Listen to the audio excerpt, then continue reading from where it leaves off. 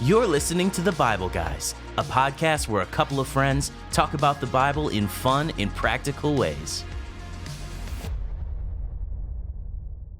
Hey everybody, thanks for tuning in for another episode of The Bible Guys. That should be the new rolling. The Bible Guys. The Bible Guys. That's great. I'm Chris, this is Jeff, and if you're brand new, tell your friends about us if you like us. That'd be If great. you're a long timer, tell your friends about us. It's about time. Yeah, it's about time. Why are you hiding this? It's about time. Right. What are you trying to hide? What are you trying to hide? That's funny. So, hey, we're going to start off today's show with a segment written by Desiree called National Holidays Today. Oh, wow. And she's saying that today is National Potato Day and National Soft Ice Cream Day. Well, what more do you need? Right there, man. I mean, can you imagine like soft ice cream on a potato? It would not be good, would it? Well, it depends on how the potato was prepped. I was in Duck, North Carolina one time and went to a place called Donuts on a Stick. Uh-huh. And it had donuts with sticks and ice cream. Uh-huh. And I'm telling you, it's one of the best things ever. So we lived in Texas for a while, and they have everything on a stick down there. You go to the county fair, and it's everything on a stick. Yeah, everything's on a stick. Yep.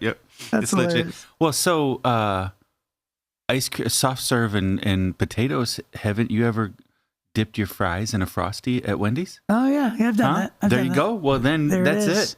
There it is. So go to Wendy's today, get a Frosty, and dip your fries in the Frosty. And you'll be honoring both of these national holidays. Wow. Yeah. Okay, so Desiree's segment says, if you could make up your own national holiday, what would it be and how would you celebrate? Oh, so we get to make our own national holiday. Yeah, I'm tempted just to pick another food, but I guess it could be anything, right? Okay, yeah. Let me see. I think if I could make up my own national holiday, because it can be anything. Yeah. Let me be Could be anything, yeah. I would have it. I would celebrate Chris Sarbaugh Day. Oh, come on. And I would paint. Come I would on, paint. boo. I would paint on a. Boo in your response. I would paint. I would paint on a little goatee, and then I would walk around with a raspy voice and sing "Good morning, good morning." No. That's what I would do all day, all day on National Chris Sarbaugh Day. And you'd have to squat down to my height. Yeah, kind of. Is it 5'8"? Yeah, that'd be great. Okay, so thank you for that. That was interesting. How wonderful would that be if everybody was dressed up like Sarbaugh?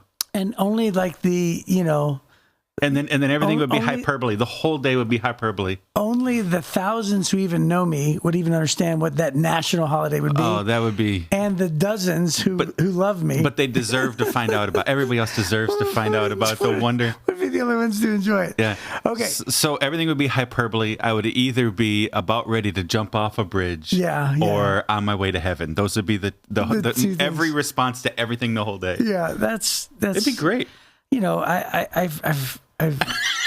I don't know what to say about that. Just be flattered. Okay, I'm Just be flattered. yeah. So The fact that I want to dress up and pretend like I'm you every once in a while. Annually, we all aspire and fantasize and dream. I'm going to say that my day will be National Sushi Day. National Sushi Day. Is there a National Sushi Day? Oh, you know what? There probably is. We got to look it up. No, because if you're going to celebrate it, you should celebrate hard. Because it's my favorite food. It has become my favorite food. And, I grew up Italian. In fact, I'm wearing a shirt. For those who are watching today, did you see the quote on this? I've worn it before. Yeah. You wore it a few weeks ago. Yeah, a few weeks ago. Because I go right from here to train with HFP. Because Heritage Our Well, Church. you're a tough guy. No, I'm not a tough guy. Yeah. But I dress sometimes to go directly from here to there. Yes. So this is what I'm wearing today. So anyway, this is one of my shirts that I work out in. So anyway, it says take the gun. No, I'm sorry. Leave the gun, take the cannoli. That's I was right. trying to read it. I know the quote. So, and anybody who's anybody in the Italian world knows that's from The Godfather. The Godfather. That's right. Right? Leave the gun, take the cannoli. Uh-huh. So is there a National Sushi Day? There is June 28th. Holy Christmas. Yeah, international. It's not just National Sushi Day. It's International Sushi Day. Wow. It's taken the world by storm. Well, then fine. So I think people are going to start skipping 4th of July and Thanksgiving and just celebrating Kisarba Day and International Sushi Day. No, which then essentially would be the same day I have for to us. change my answer. Oh, okay. Because it's already a day. Okay. So I'm going to say National Movie Binge Day. Okay. Let's see if that one's out there. Oh, come on. There can't be a National Movie Binge Day. Movie. Or a series binge day. Binge watch day, maybe? There's no way. It's not going to promote binge watching. Binge Day is celebrated annually on September 25th as a fun and relaxing day to binge watch your favorite movie, series, or TV show. Who in their right mind celebrates this? I don't know, but a lot of people on September 25th. There's no way. Yeah, that's what it says, Binge Day. So you chose, okay, fine. I changed my answer. Yeah. National Jeff Forster Day. No, you don't get to do that. Yes. Nope. Yes, I'm going to... It'll be you and my mom. Those will be the two people celebrating that day. National Jeff Forster Day. I'm going to walk around and tell everybody what to do and watch Indiana Jones. Yes. Okay. That's it. And grill. And grill. Grill and pack your suitcase. That's pretty much my life. Yeah, right that's there. it. That's okay. It. Yeah, that's right. Pack your suitcase. That's actually pretty accurate. Well, there you go. That was super exciting. It never dawned on me you could just like choose your own holiday. Well, apparently everybody has. Yeah, well, because I tried to choose two ridiculous ones, and they were already there. Yeah, so there's a website called Days of the Year. Well, there's probably something every day. There is history of Binge Day. There's all kinds of stuff on there. So super exciting. And according to Desiree, this day is shared by Potato Day and National Soft Ice Cream Day. Ice Cream Day. Yeah, very specific. Right, not scooped ice cream, not gelato. Hand dipped. Right, not custard. That's next week. Okay, well, here we are. Yes. We are back talking about Samson. We ended last week on the first two chapters in Samson's life. Yes. And the first one, his parents are promised that they're going to have a child. They're super excited.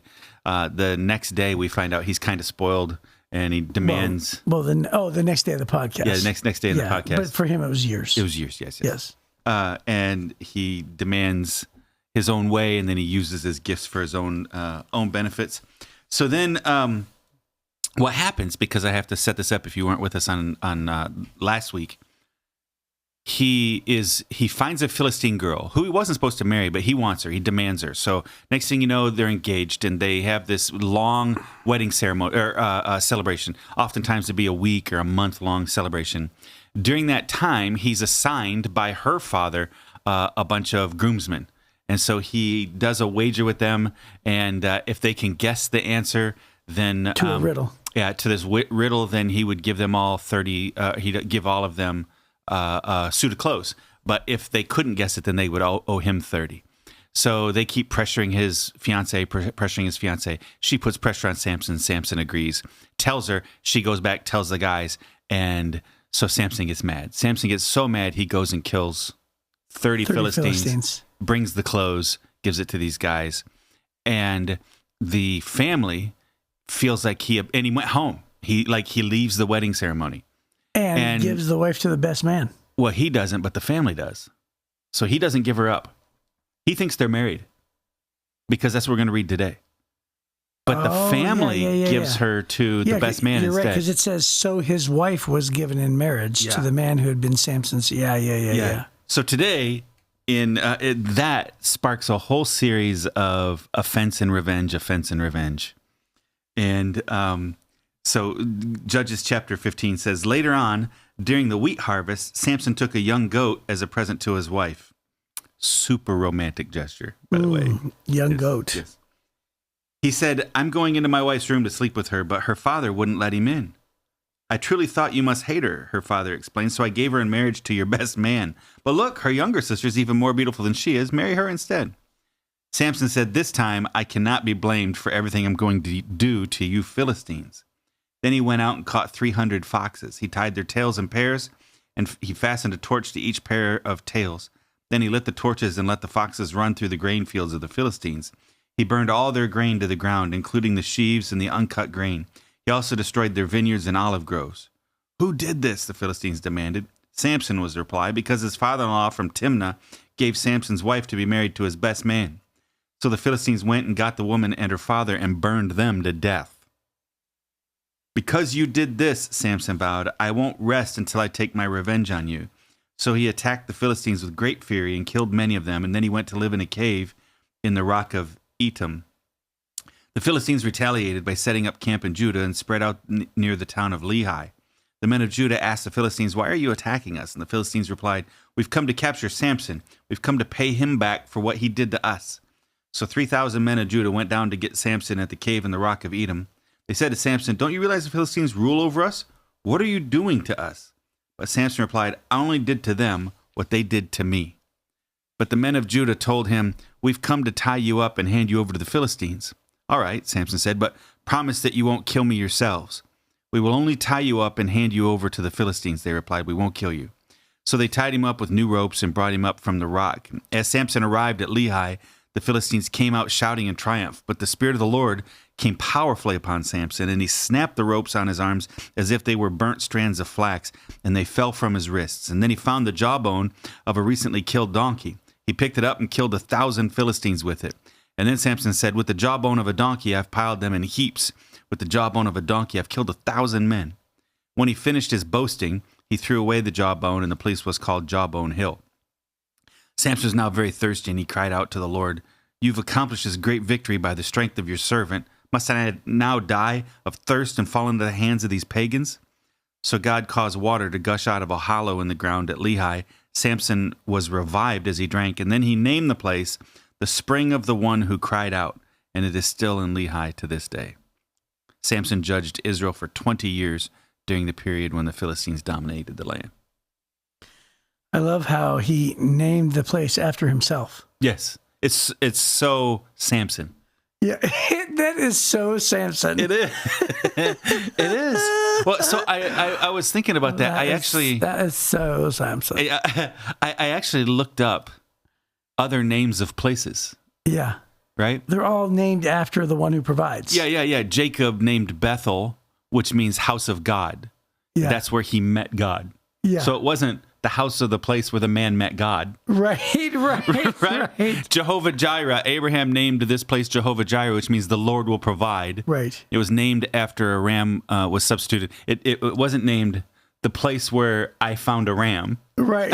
It was the place God provided.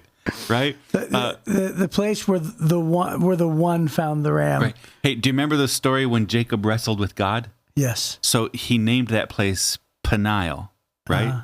Or Peniel or whatever. It means the face of God, not where I wrestled with God. Right. Right? It's hysterical. The one who wrestled with God. But he calls this spring. God makes water bubble out of the ground, and he goes, I'm going to name this place the one who cried out, the spring of the one who cried out. Yeah. He named it after himself. The one who cried out. Yeah. Not the place where God provides water. It's so unbelievable. He could have named it God is refreshing. But no. Oh, yeah. God is refreshing. Yeah. But the quencher of thirst. Yeah. Right. Anything. Right. Pick one. But nope, Samson did it. He named it for himself. He's so unbelievably narcissistic. Yeah. The spring of the one who cried out. Ooh, Samson's spring. Yep. And yeah, I mean, there's only 4 chapters on this guy's life? Yes. I had totally forgotten because the last time that I didn't prep. I got here a few minutes late. I didn't even read ahead. I had totally forgotten that he went back expecting to still be married. Yeah. And that's why he did it. I remember the fox story and everything else, the jawbone story, which, by the way, holy cow. Right. Right? Jawbone of a donkey? Are you kidding me? It's crazy. And I've seen a jawbone of a donkey. Huh? Like an actual jawbone. Mm-hmm. When I went to Cuba, yeah, it's about what, a little over a foot. Yeah. I went to Cuba, and there was a guy who had a jawbone of a donkey, and the teeth were still in place, and he used it as a musical instrument, and he was getting. Oh yeah. He was just like dragging it along, and it sounded awesome. And he's playing this jawbone, and then this other guy has this makeshift ukulele type thing or whatever it is, and they were sitting on the side of the road, and I filmed them, and I was like, "This is amazing." Yeah. And I said, "What is that?" And he said, "It's the jawbone of a donkey." And I was like, "Are you kidding me?" And of course, I immediately thought of this, right? Oh, there you go. Like when you kill somebody with that, I mean, how could you do that? And you know what the answer is? Supernatural strength. Yes, from God, the Spirit of God from came on God. him. Yes. Yeah, that's the theme. The theme is the Spirit of God comes on him, but then he takes all the credit and does whatever he wants to with it. Right. So God uses Samson in spite of himself. Yes. Like in other words, you knew that he was born to take on the Philistines. You knew that he was born to, combat them and deliver the children of Israel from their oppression. All of that was announced, and he basically is doing that, right? So he's killing 1,000 men. He's making a ruckus. He's declaring war upon them single-handedly. So he's sort of doing the prediction, but he's doing it his own way, which leads me to believe that this wasn't necessarily the way that God wanted him to do it. Right. Well, up to this point, he's doing it as a citizen. He's not even the judge until verse 20. Right. So he's just doing it because he wants to do it. Well, he's doing it because he's mad. Yeah, angry. Well, as a matter of fact, that's the verse that jumps off the page for me is verse 11. He said, I only did to them what they did to me. Right. So there's this cycle back and forth. It's literally, Dr. Eggerichs in... Emerson. Or Emerson. Was it Emerson? Yeah, Emerson Eggerichs. Yeah, Emerson Eggerichs. Yeah. He talks about the crazy cycle, right? Couples get on this crazy cycle where they get revenge back and forth. You don't show me respect, so I'm not going to be romantic. And then you're not treating me with love, and so I'm going to be disrespectful. And they go back and forth, back and forth. It's not always a conscious decision. A lot of times it is, but it's not always. A lot of times it's reflexive. It's just a natural response, and it's basically a cycle of revenge. We're seeing that in geopolitics right now. In the Middle East, we're watching Israel get revenge, and then Iran getting revenge, and then Israel getting revenge, and then Iran getting revenge. And they call it, it's an honor. What do they call it? Like honor revenge almost is the idea is, hey, you offended us, we're going to hurt you back. And they just wait, okay, shoot some more rockets in. All right, we're going to go blow this person up or assassinate this person. And it's just punishment back and forth, back and forth, back and forth. And there's no end to that. Right? So the Philistines get mad. Well, first of all, he feels like he's offended because this Philistine father gave his wife away. Well, that there is an offense there. No lie. So he just goes ahead and burns down all of the food for next winter for the Philistines. Right. Destroys it all. Right. For everybody. Right. That's a little heavy-handed. Well, right? He's going to take out probably more people that way than he did with the jawbone. Right. So then they go and burn to death his wife and her father. So then he goes, oh, well, I'm going to go fight a bunch of people. And what is it? He kills a bunch of people, right? He goes in and takes revenge. He attacks the Philistines with great fury and killed many of them. It doesn't say how many. And then he's going and hiding in a cave. And so then they come hunting him. They're threatening. They're starting to spread out through Judah now. And they're threatening him. And so the men come and get him. And in that, then he winds up killing 1,000 people. But his defense is, I'm only doing to them what they did to me. And I wonder how often we use that same, right. We feel justified. Yeah, it's a complete justification. Yeah. I mean, first of all, that's not what they did to him, and he didn't do back with, right? I mean, It's not the same. Yes. Like those are not equal things. Right. Right. I mean, just the fire is the common denominator there, but those are not equal things. And so, I think that we all can learn from Samson. There's a little Samson in all of us in that way, where we justify ourselves. And then if somebody tries to say we're like Samson, we say, well, wait a minute. No. My story is different. Yeah. And everybody has their own story. Everybody has their own set of exceptions, don't we? Yes, we do. But yeah, it's just, it's pretty funny. Not funny, haha. Well, revenge is always a dead end. I think I can remember not long ago, a couple had split up. They got a divorce. They had some children. And both of the parents were playing tug of war with the kids. And so it was constantly, he would punish her by being extra late dropping the kids off. And so because he was late dropping the kids off, she'd punish him by scheduling something on his day for visitation. And it would go back and forth, constantly escalating. And you know who lost? Everybody else. And the kids probably Right, mostly. it was the kids. That's what I'm saying. Mm-hmm. And you see that a lot where somebody has to be the adult. What we see with Samson is he was so narcissistic and so juvenile in the way he behaved. So his strength, his physical abilities when God would come on him far exceeded his character or his maturity, right?